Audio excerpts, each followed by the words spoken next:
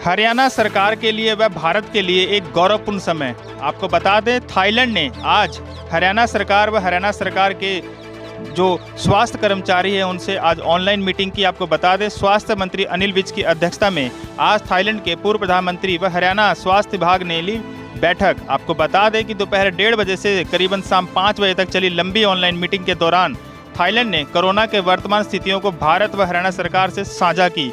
तो वहीं पर हरियाणा की थाईलैंड ने की तारीफ, साथ साथ हरियाणा किस तरह से कोरोना के काल से उभरा और क्या क्या रही थी प्राथमिकताएं और कोरोना से लड़ने की व्यवस्थाएं।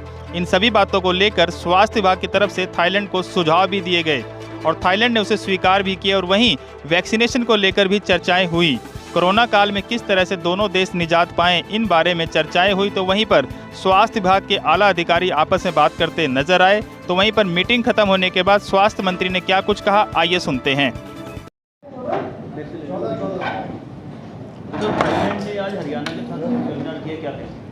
हरियाणा के लिए आज बहुत गर्व की बात है कि थाईलैंड की सरकार ने हरियाणा के साथ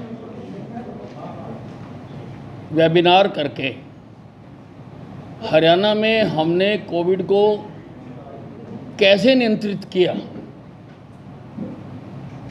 क्या क्या हमने कदम उठाए, हमारे डॉक्टर्स ने क्या क्या मेडिसिन्स दी, कैसे हमने अपनी टेस्टिंग कैपेसिटी को बढ़ाया, किस प्रकार से हमने वैक्सीनेशन की और 1,40,00,000 लोगों तक हम वैक्सीनेशन कर चुके हैं। ये लगभग 1:30 बजे से 5 बजे तक लंबा सेमिनार हुआ है। इसमें थाईलैंड के पूर्व उप प्रधानमंत्री सुवित खुनखिची और थाईलैंड के डिप्टी हेल्थ मिनिस्टर साथित पितुतेचा और खोनखैन यूनिवर्सिटी के डॉक्टर छान छाई, इन्होंने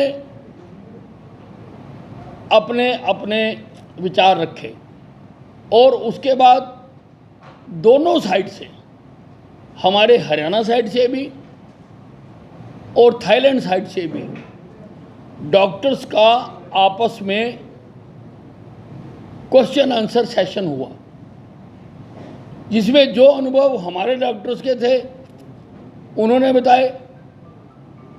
इसमें प्रमुख रूप से हमारे पीजीआई के डॉक्टर्स भी शामिल थे और हमारे मैदांता जो एक प्रमुख अस्पताल है हमारा, वहाँ की डॉक्टर सुशीला कटारिया भी थी।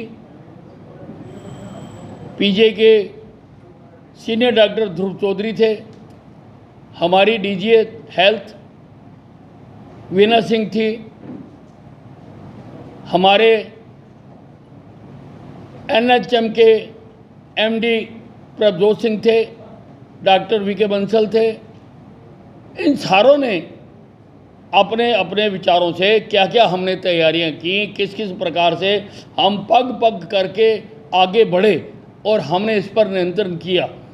और तीसरी वेव संभावित जिसको कहा जाता है कि अगर है और अगर वो आ रही है तो उसको रोकने के लिए हम क्या कदम उठा रहे हैं, किस प्रकार से हम ऑक्सीजन के मामले में हरियाणा को आत्मनिर्भर कर रहे हैं और ब्लैक फंगस के बारे में भी हमने क्या हमारा ट्रीटमेंट प्रोटोकॉल रहा, वो भी हमारे डॉक्टर्स ने, हेड ऑफ द डिपार्टमेंट ने, जो पीजीआई रोहतक के हैं, उन्होंने अपने विचार शेयर किए।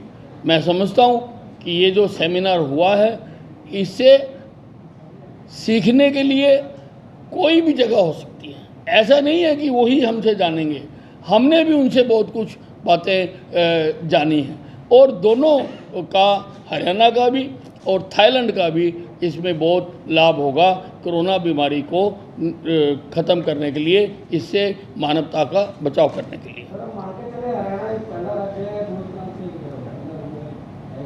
हाँ, मेरी समझ से सारे देश में हरियाणा पहला राज्य है जिसके साथ किसी विदेशी सरकार ने इस प्रकार का वेबिनार करना किया है।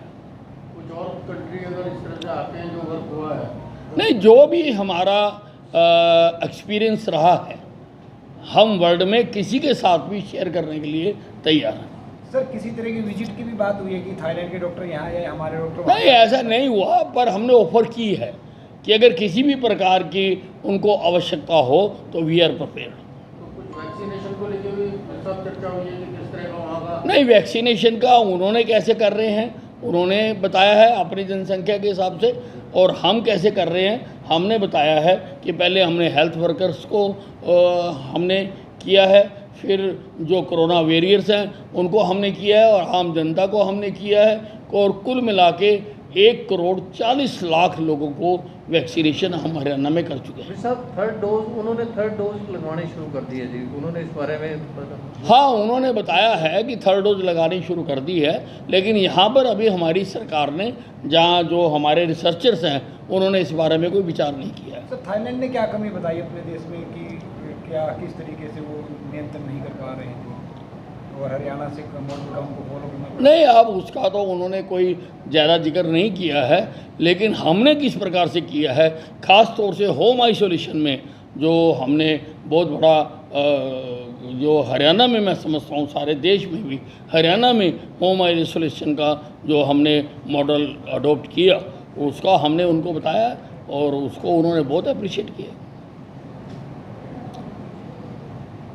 सर, भविष्य में क्या इस तरह का उन्होंने? नहीं, अगर कोई भी, मैंने आपको बताया कि अगर ये भी दोबारा करना चाहेंगे और ये कि डॉक्टर्स का आपस में एक बार इंटरेक्शन हो जाती है तो ये एक दूसरे से फिर कनेक्टेड रहते हैं।